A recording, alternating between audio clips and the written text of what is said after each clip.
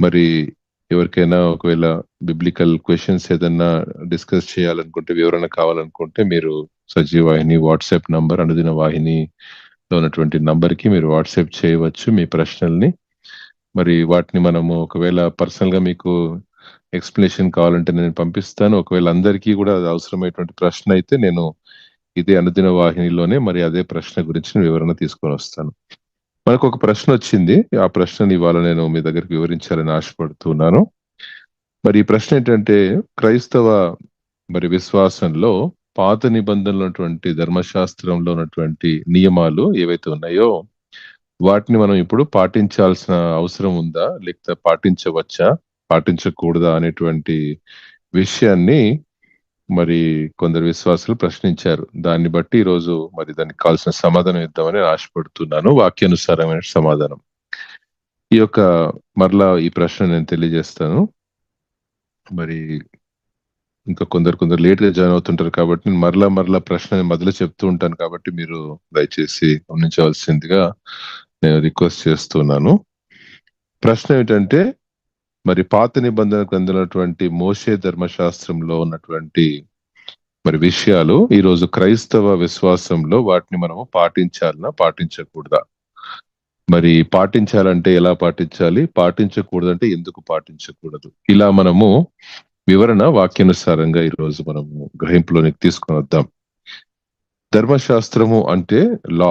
మోజెస్‌కి ఇచ్చినటువంటి లా. సినాయి పర్వతం మీద దేవుడు తన యొక్క మరి ఇశ్రాయేలు ప్రజలకు ఐగుప్తులో ఉన్నటువంటి బానిసత్వం నుంచి విడిపించబడి వారిని కనాన్‌లోనికి నడిపించేటువంటి ప్రయాణంలో వారిని ఒక సన్మార్గంలో సరైనటువంటి నైతిక జీవన విధానంలో అటు సామాజికంగా, అటు ఆధ్యాత్మికంగా వారు జీవించటానికి వారిని దేవుడు వారిని సరిచేసి సరిదిద్దడానికి ఇచ్చినటువంటి ఈ యొక్క ధర్మశాస్త్ర నియమాలు.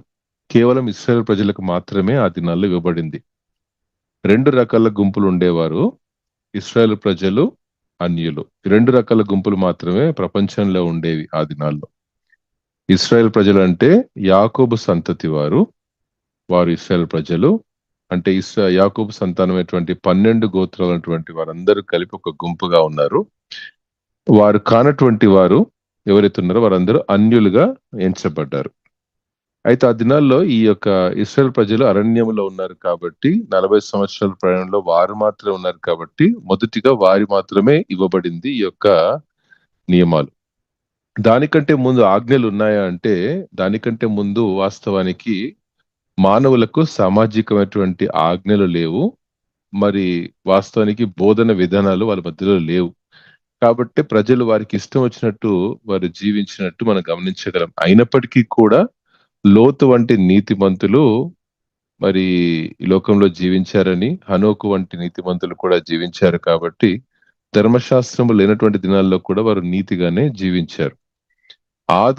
అవ్వకిచ్చినటువంటి మొట్టమొదటి ఆజ్ఞ ఏంటంటే, ఆ పండు తినదినమున నీవు చచ్చెదవు, నిశ్చయముగా చచ్చెదవు అనేటువంటి ఆజ్ఞ ఒక్కటే ఇచ్చాడు. ఆ ఒక్క ఆజ్ఞ కూడా మీరిపోయారు ఆది దంపతులు. అదే కాలక్రమేణా ఇశ్రాయేలు ప్రజలని దేవుడు ఎన్నుకున్నాడు, ఏర్పరచుకున్నాడు. ఒక తన కుటుంబముగా నా బిడ్డలు అనేటువంటి మరి దృక్పథంతో వారిని సరిచేసుకోవాలి. నేను ఇశ్రాయేలు దేవుడను. I am God of Israel. ఇశ్రాయేలు దేవుడని చెప్పడానికి వారిని ప్రత్యేకించబడినటువంటి జనాంగముగా అబ్రాహాముకి ఇచ్చినటువంటి వాగ్దానాన్ని ఇక్కడ నెరవేరుస్తున్నాడు ఈ యొక్క ధర్మశాస్త్ర నియమాలతో. ఎవరైతే ఈ యొక్క ధర్మశాస్త్రాన్ని పాటిస్తారో వారు నా జనాంగము అని హెచ్చరించాడు. ధర్మశాస్త్రము 3 భాగాలుగా ఉంది. ఆజ్ఞలు, కట్టడలు, విధులు. మరలా చెప్తాను గమనించండి. సోషల్ లా, మోరల్ లా, సెరిమోనియల్ లా అని 3 ఆజ్ఞలు, కట్టడలు, విధులను ఉన్నాయి. ఆజ్ఞలు, కట్టడలు ఈ 2 కూడా ఒక మానవునికి, ఈ ప్రపంచంలో ఉన్నటువంటి ప్రతి మానవునికి ఒక నైతికమైనటువంటి జీవన విధానాన్ని జీవించడానికి నేర్పిస్తాయి. ఆజ్ఞలు, కట్టడలు ఈ 2. మరి ప్రాముఖ్యంగా విధులు ఏవైతే ఉన్నాయో అవి కేవలము ఇశ్రాయేల్ ప్రజలకు మాత్రమే దేవుడిచ్చాడు. ఇది ఇంకా ప్రపంచంలో ఉన్న ఎవరికి ఇవి సంబంధించినవి కాదు. ఈ విధులు ఏంటంటే అవి ఇశ్రాయేల్ ప్రజల యొక్క పండుగలు, వారు ఆచరించాల్సినటువంటి పద్ధతులు, వారు మరి ధర్మశాస్త్రానికి అనుగుణంగా వారి జీవన విధానంలో ఒక యూదుడు పాటించాల్సినటువంటి క్రమాన్ని యెరూషలేము దేవాలయంలో కూడా పాటించాల్సినటువంటి విషయాలన్నీ కూడా ఆ విధుల్లో రాయబడ్డాయి. మరలా చెప్తాను గమనించండి. ఆజ్ఞలు, కట్టడలు, విధులు. సోషల్‌లా, మరి మోరల్‌లా, సెరిమోనియల్‌లా. Social and moral are basic things. అబద్ధం ఆడకూడదు, దొంగిలించకూడదు, వ్యభిచరించకూడదు, నీ పొరుగువాని ఆశించకూడదు. ఇలాంటివి these are very basic common rules for every mankind. ప్రపంచంలో ప్రతి ఒక్కరికి. అబద్ధం ఆడకూడదు అనేటువంటిది మత సంబంధమైంది కాదు. దొంగిలించకూడదు అనేటువంటిది ఒక మరి జాతికి ఒక సంబంధించినటువంటిది కాదు. అలా మరి 10 ఆజ్ఞలు మనందరికీ తెలిసిన ఆజ్ఞలు. అలా మొత్తం ఆజ్ఞలు కలిపితే 613 ఆజ్ఞలు కలిగినటువంటి ఒక ధర్మశాస్త్రములో 248 ఆజ్ఞలు ఏవైతే పాటించాలో, 365 ఆజ్ఞలు ఏవైతే వాటిని పాటించకూడదో, మొత్తం 613 ఆజ్ఞలు కలిగినటువంటి ఒక ధర్మశాస్త్రాన్ని దేవుడు ఆనాడు ఫస్ట్ గా మరి ఇశ్రాయేల్ ప్రజలకు ఇచ్చాడు. ఇశ్రాయేల్ ప్రజలు దాన్ని పాటిస్తూ వచ్చారు. మరి ఇప్పుడు ఇశ్రాయేల్ ప్రజలంటే ఎవరు? యూదులంటే ఎవరు? బహుశా మీకు ఒక కన్‌ఫ్యూజన్ ఉండొచ్చేమో. ఇశ్రాయేల్ ప్రజలు అనేటువంటి ఆ దినాల్లో అన్ని గోత్రాల్ని కలిపినటువంటి వారిని ఇశ్రాయేల్ ప్రజలనేవాళ్ళు. ఈరోజు మరి చాలా గోత్రాలు మరి కొన్ని లయమైపోయాయి. యుద్ధాల్లో చనిపోయారు చాలా మంది. కొన్ని గోత్రాలు కనుమరుగైపోయాయి. కొన్ని గోత్రాలే మిగిలాయి. మరి బెన్యామిన్ గోత్రం లాంటి కొన్ని గోత్రాలు కొన్ని మిగిలాయి ఈరోజు ప్రపంచంలో. వాళ్ళందరూ ఇశ్రాయేల్ దేశంలో ఉన్నటువంటి వారిని ఈరోజు జ్యూస్ అని యూదులని అంటారు. యూదులు అని పిలువబడేటువంటి వారు యూదా గోత్రానికి చెందినటువంటి వారు అనేటువంటిది 100% కాదు. సో కాబట్టి ఇశ్రాయేల్ ప్రజల్లో ఉన్నటువంటి కొన్ని గోత్రాలు మిగిలిపోయి ఉన్నటువంటి వారందరినీ కూడా ఈరోజు యూదులని పిలుస్తారు. ఇప్పటికి కూడా వారు ఈ యొక్క ఆజ్ఞలు, కట్టడ విధుల్ని వాళ్ళు తూచా తప్పకుండా పాటిస్తారు. అయితే ధర్మశాస్త్రం అటువంటి నియమం ఏంటంటే, ఆ ధర్మశాస్త్రాన్ని ఇచ్చినటువంటి ఆ యొక్క యెహోవా దేవుడు తన చేవ్రాతతో వారికి మరి ఈ ఆజ్ఞలు, కట్టడలు, విధులనిచ్చాడు. అవి వాటిని తూచా తప్పకుండా పాటించమన్నాడు. ఒకవేళ పాటించకపోతే కూడా శిక్ష ఏంటో కూడా ధర్మశాస్త్ర గ్రంథంలో రాయబడింది. మరి ద్వితీయోపదేశ కాండం వరకు కూడా మనం ఈ యొక్క పత్రికలు మరి ఖండాల్లో కూడా మనము మోసే ధర్మశాస్త్రాన్ని మనము ధ్యానించగలం. ఆజ్ఞల్ని గనక పాటించకపోతే దానికి శిక్ష, ఆజ్ఞల్ని పాటించకపోతే దానికి మరి పరిణామాలు కూడా ఆ యొక్క మరి వారి మధ్యలో దేవుడు హెచ్చరికగా జారీ చేశాడు. అయితే ప్రాముఖ్యంగా ఆజ్ఞలు, కట్టడలు అనేటువంటివి సర్వ సమాజానికి కూడా అవసరమయ్యేవి కాబట్టి ఆనాడు యెరూషలేము దేవాలయంలో యూదా మత పెద్దలు, యూదా మతస్థులు అంటే యూదా మతాన్ని పాటించేవాళ్ళు. యూదా మతాన్ని పాటించారు జుడాయిజం. యూదా మతాన్ని పాటించే వాళ్ళు ఎవరండి అంటే ఇశ్రాయేల్ యొక్క 12 గోత్రాలు. అందులో లేవి గోత్రము దేవుని యొక్క యాజకత్వపు గోత్రము. మిగతా వాళ్ళందరూ కూడా వాళ్ళు సమకూర్చి ఆ లేవి గోత్రాన్ని వారు పోషించేటువంటి క్రమంలో అడుగులు ముందుకు వేసేవారు ఆ దినాల్లో. అంటే లేవి గోత్రం వేరే ఏ పని చేయరు. జీవనోపాధి అయినటువంటి ఏ పని వారు చేయరు. కేవలం యాజకత్వ పని మాత్రమే వారు చేస్తారు దేవుని మందిరంలో. వారు దేవుని మందిరాన్ని నడిపించుకోవాలా, పోషించుకోవాలా, సరిచేసుకోవాలి. మరి మరి వాటిని మొత్తం సిద్ధపరచుకోవాలి.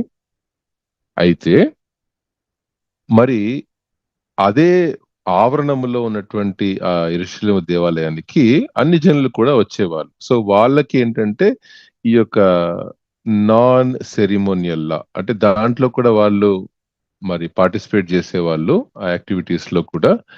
మరి అందుకే కూడా మనము వివిధ పత్రికల్లో మనం చూస్తున్నప్పుడు మరి కొందరు అన్యజనులు కూడా సమరయులు, అన్యజనులు మరి వేరే వేరే గ్రామాల నుంచి ఆ ప్రాంతాల నుంచి కూడా వారు వచ్చి ఈ యొక్క యాజక ధర్మంలో ఏవైతే మందిరంలో జరుగుతున్నాయో వాటిల్లో కూడా వారు పాలు పంపులు కలిగేవారు.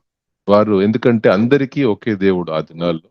యెహోవా దేవుడు అనేటువంటి దేవుడుగా అందరికీ మరి ఒకే విషయాన్ని తెలియజేయబడింది కాబట్టి వారు అలా పాటించేవాళ్ళు. ఎవరైతే యెహోవా దేవుని ఆరాధించారో వారు బయలు దేవతను ఆరాధించేవారు. అంటే వారి వారి దేవతల్ని గ్రీకులో గ్రీకు దేవత, రోమాలో రోమా దేవత అలా మరి డిఫరెంట్ గాడ్స్ ని వాళ్ళు ఆరాధించేవాళ్ళు. కానీ ఎవరైతే యెహోవా దేవుణ్ణి ఆరాధించే వాళ్ళు ఈ మందిర సంబంధమైనటువంటి విషయాల్లో వారు పాలుపంపులు కలిగేవారు. అయితే సెరిమోనియల్ లా గుర్తుపెట్టుకోండి, ఇది విధి రూపకమైనటువంటి ఆజ్ఞలు కేవలం యూదులు మాత్రమే పాటించేవారు.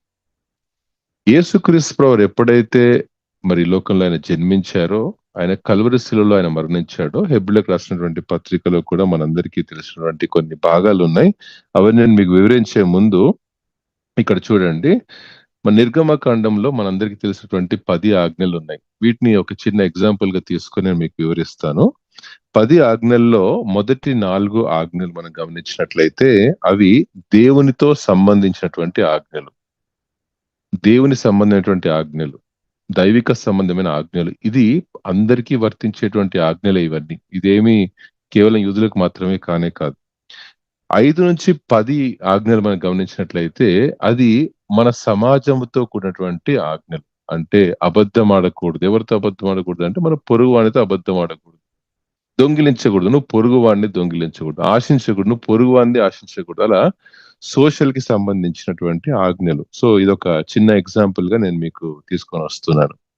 రెండో ప్రాముఖ్యమైన విషయం ఏంటంటే, ధర్మశాస్త్రాన్ని దేవుడు కొట్టివేశాడా, మరి దాన్ని క్యాన్సిల్ చేసేసాడా, అది మనం పాటించకూడదా అనే ప్రశ్న ఈరోజు మనమే కాదు, ఆనాడు యేసుక్రీస్తు ప్రభువును కూడా అడిగారు. అడిగినప్పుడు మత్తయి సువార్త 5వ అధ్యాయం 17వ వచనంలో చెప్పాడు, నేను ధర్మశాస్త్రాన్ని కొట్టివేయడానికి రాలేదు కానీ దాన్ని నెరవేర్చడానికి వచ్చానని చెప్పాడు. ఈ మాట కొంచెం మనకి కన్ఫ్యూజన్ గా అనిపిస్తుంది. నెరవేర్చేశాడు అంటే అర్థం ఏంటంటే, ఇప్పుడు ధర్మశాస్త్రం నేను పాటించకూడదా అంటే యేసు ప్రభువుని నమ్ముకుంటే ఇంక నాకు ధర్మశాస్త్రం లేదా అనేటువంటి ఆలోచన తీసుకొని వస్తుంది. కాబట్టి దీన్ని మనం చాలా జాగ్రత్తగా అర్థం చేసుకోవడానికి ప్రయత్నం చేద్దాం. అంటే ఆయన ధర్మశాస్త్రాన్ని తొలగించలేదు, అంటే ధర్మశాస్త్రాన్ని కొట్టివేయడానికి రాలేదంటే దాన్ని నేను ఇక ధర్మశాస్త్రం అనేది మీకు లేదు అనేది కాదు, కానీ యేసుక్రీస్తు ప్రభులో అది నెరవేర్చబడింది అనేటువంటి భావన తీసుకొని వస్తుంది. ఎలా నెరవేర్చబడింది అనేటువంటి మాట మత్తయి సువార్త, మార్కు, లూకాలో వివరణ రాయబడలేదు, కానీ అపోస్తలుడైన పౌలు ఎఫెసీ సంఘానికి చాలా క్లుప్తంగా వివరించాడు. ఎఫెసీ సంఘానికి వచ్చేటప్పుడు ఏమనంటే, విధి రూపకమైనటువంటి ఆజ్ఞలను తన సిలువలో ఆయన కొట్టివేశాడు అని రాశాడు. చాలా క్లారిటీ ఇచ్చాడు పౌలు. ఎందుకంటే పౌలు ధర్మశాస్త్రాన్ని అవపోషపడినటువంటి వాడు కాబట్టి, ధర్మశాస్త్ర సంబంధం విషయాలకు బాగా తెలుసు కాబట్టి ఎఫెసీ సంఘానికి నేర్పిస్తూ వచ్చాడు. ఎఫెసీ సంఘము ఆ దినాల్లో అంతియొకయ అనేటువంటి సంఘములో మొట్టమొదటిగా క్రైస్తవులు అనబడినటువంటి సంఘం మనందరికీ తెలుసు. కానీ ఎఫెసు అనేటువంటి సంఘం ప్రాముఖ్యంగా మొట్టమొదటిగా వ్యవస్థాపన చేయబడింది. ఎఫెసు అనేటువంటి సంఘంలోనే మరి సభ్యులు ఉన్నారు. ఎవరున్నారంటే యోహాను, శిష్యులైనటువంటి యోహాను, తల్లి అయిన మరియా, వీరందరూ సంఘ సభ్యులుగా ఉన్నటువంటి దినాలు. ఎఫెసు అనే సంఘములో సంఘ ప్రణాళిక, సంఘ క్రమము యూదా మతము నుండి, జాగ్రత్త గమనించండి, యూదా అనేటువంటి మతము నుండి క్రైస్తవ విశ్వాసం బయటకు వచ్చింది. క్రైస్తవ మతం కాదు, అది క్రైస్తవ విశ్వాసం బయటకు వచ్చింది. యూదా మతాన్ని విడిచిపెట్టి చాలా మంది యూదులు ఎక్కడికి వచ్చారు? క్రైస్తవ విశ్వాసంలోనికి రావడం, అడుగులు ముందుకు వేస్తున్నారు. సో ఎఫెసు అనే సంఘ వ్యవస్థాపన దినాల్లో మొట్టమొదటిగా పౌలు సంఘానికి నేర్పించాడు ఏంటంటే, విధి రూపకమైనటువంటి ఆజ్ఞలను ఆయన సిలువలో కొట్టివేశాడు అనేటువంటి మాట మనము 2వ అధ్యాయంలో మనం గమనించగలం. 2:12 తర్వాత మనం చదవగలిగితే, ఆయన వాగ్దాన నిబంధన లేని పరదేశులను పరజనులుగా ఉన్నటువంటి మనల్ని తన రక్తము చేత మనల్ని స్వకీయ సాంపాద్యంగా చేసుకున్నాడని, అంతేకాదు విధి రూపకమైన ఆజ్ఞల్ని ఆయన సిలువలో కొట్టివేశాడు అన్న విషయాన్ని పౌలు సంఘానికి నేర్పించాడు. అంటే ఇప్పుడు అర్థం ఏంటంటే, ఆజ్ఞలు, కట్టడలు, విధులు 3 ఉన్నాయి కదా. ఆ మూడిట్లో విధి రూపకమైనటువంటి ఆజ్ఞల్ని మాత్రమే దేవుడు కొట్టివేశాడు సిలువలో. దీనికి హెబ్రీ గ్రంథకర్త అయినటువంటి, బహుశా పౌలే గ్రంథకర్త అయి ఉండవచ్చు. హెబ్రీ గ్రంథకర్త కూడా 10వ అధ్యాయం 10, 11, 12 వచనాలు మనం గమనించినట్లయితే, యాజకుడు సంవత్సరానికి మరి మారుమారు ఆ యొక్క బలిని అర్పించేటువంటి ఆ బలి పశువే యేసుక్రీస్తు ప్రభువారు ఒక్కసారే బలి అర్పించాడు. అంటే ఇక ఎన్నటికీ కూడా బలి అర్పించేటువంటి అవసరము లేదు అన్న విషయాన్ని కూడా క్లారిటీ ఇచ్చారు ఈ 2 సందర్భాల్లో. Ceremonial law is stricken off. Ceremonial law అనేటువంటిది కొట్టివేయబడింది. ఇంకా ఎప్పటికీ కూడా మనము బలి అర్పించాల్సిన అవసరం లేదు. సెరిమోనియల్లో చాలా ఉన్నాయి. అలాంటి చాలా విషయాల్ని కూడా మనము జాగ్రత్తగా చదవగలిగితే మరి వాటిని మనం ఇంకా అంటే ఆ విధుల్ని మనం పాటించాల్సినటువంటి అవసరం లేదు. అయితే ఇప్పుడు ఏం మిగిలి ఉన్నాయి? ఇప్పుడు ఆజ్ఞలు ఉన్నాయి, కట్టడలు ఉన్నాయి. అంటే ఇప్పుడు ఏమున్నాయి ఆజ్ఞల్లో? ఎగ్జాంపుల్ ఏముంది? అబద్ధం ఆడకూడదు ఉంది. అబద్ధం ఆడకూడదు అనేటువంటిది యేసు ప్రభు శిలువలో ఆయన నెరవేర్చేశాడు అనుకోండి. అంటే ఇప్పుడు నేను రేపటి నుంచి మనం అబద్ధం ఆడొచ్చానా? కాదు కదా. సో కాబట్టి జాగ్రత్తగా దీన్ని అర్థం చేసుకోవాల్సిందే విషయంగా నేను మరొకసారి జ్ఞాపకం చేస్తున్నాను. అంతేకాదు కొలస్సి 2వ అధ్యాయము 14వ వచనం. ఆయన మనం ఏం చేస్తాడంటే ఆ పాపపు పత్రాన్ని ఆయన మన కొరకు ఏం చేశాడు? దాన్ని కొట్టివేశాడు. అంటే ఏ బలిపీఠం మీద బలి అర్పించడం ద్వారా మన పాపానికి క్షమాపణ దొరుకుతుందో, ఇప్పుడు యేసుక్రీస్తు ప్రభునందు విశ్వాసం ఉంచడం ద్వారా, ఆయన రక్తంలో కడగబడడం ద్వారా, అంటే రక్షణ అనేటువంటి కార్యం సాల్వేషన్ ద్వారా దేవుని యొక్క కృప మనకు ఆపాదించబడుతుంది. ధర్మశాస్త్రం కాదు. ధర్మశాస్త్రం మనల్ని శిక్షకు తీసుకొని వెళ్తుంది. కానీ ఇప్పుడు యేసుక్రీస్తు ప్రభువారు ఆ ధర్మశాస్త్రం అటువంటి విధుల్ని ఆయన నెరవేర్చాడు కాబట్టి అది కృప ద్వారా మనకు రక్షణ అనేటువంటి విషయంలోనికి నడిపిస్తుంది.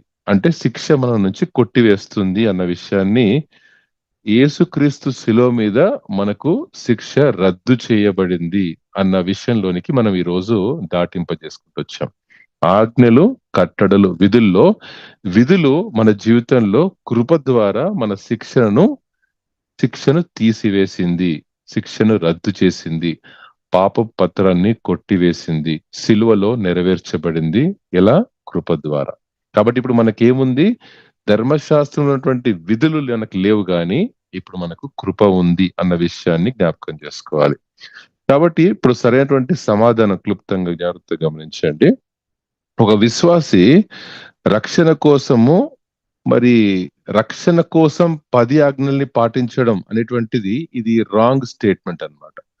నేను ధర్మశాస్త్రాన్ని పాటిస్తాను అంటే నాకు రక్షణ అవసరం లేదా అని చాలా మంది ప్రశ్న అడిగారు. ఆ దినాల్లో యూదులు అడిగారు. అంటే ఇప్పుడు మనకు ధర్మశాస్త్రం మనం పాటించాల్సిన అవసరం లేదా అని ఈ రోజు నేటి మన క్రైస్తవ విశ్వాసులే కాదు కానీ ఆది సంఘంలో ఉన్న యూదులు కూడా అడిగారు, అన్ని జనులు కూడా అడిగారు ఈ ప్రశ్నను పౌలును.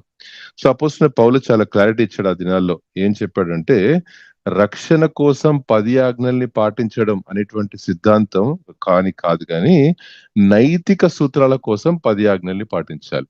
నైతిక జీవన విధానం, ఈ భూమిలో మనం భూ సంబంధమైనటువంటి జీవన విధానంలో జీవిస్తున్నప్పుడు మన పరస్పర సంబంధాలు సమాజంలో మన తోటి మరి వ్యక్తులతో, విశ్వాసులతో, సంఘంలో మరి మన నైతిక జీవితాన్ని జీవించడానికి ఈ యొక్క ఆజ్ఞలను, కట్టడల్ని పాటించండి అనేటువంటి విషయాన్ని పౌలు కూడా క్లారిటీ ఇచ్చాడు. విధుల్ని మనం పాటించాల్సిన అవసరం లేదు. విధులకి మనం సింపుల్ గా ఏం చేయాలంటే యేసుక్రీస్తు దగ్గరికి వచ్చి మన పాపాలని ఒప్పుకొని, ఒప్పుకొని దేవుని దగ్గర రక్షణను పొందుకున్నప్పుడే that assurance of salvation is a gift, ఉచితంగా ఇవ్వబడేటువంటి వరము చేత మనం రక్షించబడతాము అన్న విషయాన్ని ఈ రోజు మనం జ్ఞాపకం చేసుకోవాలి. దాన్నే యేసుక్రీస్తు వారు అన్నారు. ఏమన్నారంటే నీ యొక్క మరి నీ వలే నీ పొరుగువాన్ని కూడా ప్రేమించేటువంటి దాంట్లో సమస్తం ఇమిడి ఉందన్నాడు. అంటే ధర్మశాస్త్రం అంతా కూడా ఒక ఆజ్ఞలో పెట్టేశాడు దేవుడు. నీ పొరుగువాన్ని నువ్వు ప్రేమిస్తున్నావంటే నువ్వు అబద్ధం ఆడవు, నీ పొరుగువాన్ని నువ్వు ప్రేమిస్తున్నావంటే నువ్వు దొంగిలించవు, నువ్వు పొరుగువాన్ని ప్రేమిస్తున్నావంటే నువ్వు ఆశించవు. అలా ప్రతి ఒక్క ఆజ్ఞని కూడా మరి దేవుడు ఆ ఆజ్ఞలో జత చేశాడు. నేను ఇందాక మీకు ఎక్స్ప్లెయిన్ చేసినప్పుడు 10 ఆజ్ఞల్లో 2 భాగాలు ఉన్నాయి. ఏంటిది? మొదటి భాగమైనటువంటి ఆజ్ఞలు అనగా మొదటి 4 ఆజ్ఞలు దేవునికి సంబంధించినటువంటి ఆజ్ఞలు, దేవునితో సంబంధించినటువంటి ఆజ్ఞలు. మిగతా ఆజ్ఞలు 5 నుంచి 10 ఆజ్ఞలు ఇవి సమాజానికి సంబంధించిన ఆజ్ఞలు. సో ఈ 2 ఆజ్ఞల్ని యేసుక్రీస్తు ప్రభువారు క్లుప్తంగా 2 ఆజ్ఞలతో దాన్ని జోడింపజేశాడు. దైవ సంబంధమైనటువంటి ఆజ్ఞల్ని ఏమన్నాడంటే నీ దేవుడైన యెహోవాను నువ్వు ప్రేమించాలన్నాడు. అంతే. ప్రేమ అనేటువంటి విషయాన్ని ఒక లైన్ లో చెప్పేశాడు యేసు ప్రభువారు. తర్వాత యోహాను, ఆ తర్వాత పౌలు కూడా గలతీ సంఘానికి ఎగ్జాంపుల్. గలతీ సంఘానికి రాస్తూ అంటాడు, నీ పొరుగువాని యొక్క ప్రేమ విషయంలోనే ధర్మశాస్త్రం అంతా ఉంది అనేటువంటి విషయాన్ని పౌలు కూడా చెప్పాడు. మనం గడిచిన దినాల్లో మొదటి యోహాను పత్రికను ధ్యానం చేస్తున్నప్పుడు అన్నాడు, ఆయన ఆజ్ఞల్ని పాటించడమే దేవుని ప్రేమించడం అన్నాడు. సో కాబట్టి ఆజ్ఞల్ని పాటిస్తున్నాము అంటే దేవుని ప్రేమిస్తున్నామని, దేవుని ప్రేమిస్తున్నాము అంటే ఆయన ఆజ్ఞల్ని పాటిస్తున్నామని. సో కాబట్టి ఈరోజు రెండు ఆజ్ఞలు మనకున్నాయి. వాటిల్లో ధర్మశాస్త్రం మొత్తము ఉంది. ఆజ్ఞలు, కట్టడలు మొత్తం కలిపినటువంటి 2 ఆజ్ఞలు ఈరోజు మన ముందున్నాయి. మొదటిది, నీ దేవుడైన యెహోవాను పూర్ణ మనస్సుతో, పూర్ణ ఆత్మతో ప్రేమించాలనేటువంటిది ఒక ఆజ్ఞ. రెండవది, నీ పొరుగువానిను నీ వలె ప్రేమించేటువంటి మనస్సు కలిగి ఉండమని. కాబట్టి ఈరోజు ఈ యొక్క 10 ఆజ్ఞలను గురించినటువంటి, లేకపోతే ధర్మశాస్త్రం గురించినటువంటి ఒక క్లారిటీ బహుశా మీ అందరికి వచ్చిందని నేను ఆశిస్తున్నాను. ఒకవేళ మీకు ఇంకేదైనా ప్రశ్నలు ఉన్నట్లయితే మీరు మరి వాట్సాప్ చేయవచ్చు, అడగవచ్చు.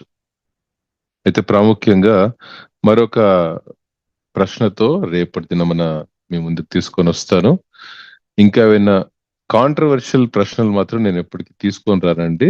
ఎందుకంటే వాటికి చాలా డిబేట్స్ జరుగుతాయి. అది కొంతమందికి డినామినేషనల్ ఒపీనియన్స్ ఉండొచ్చు, కొందరికి మరొక అపోహలు ఉండొచ్చు.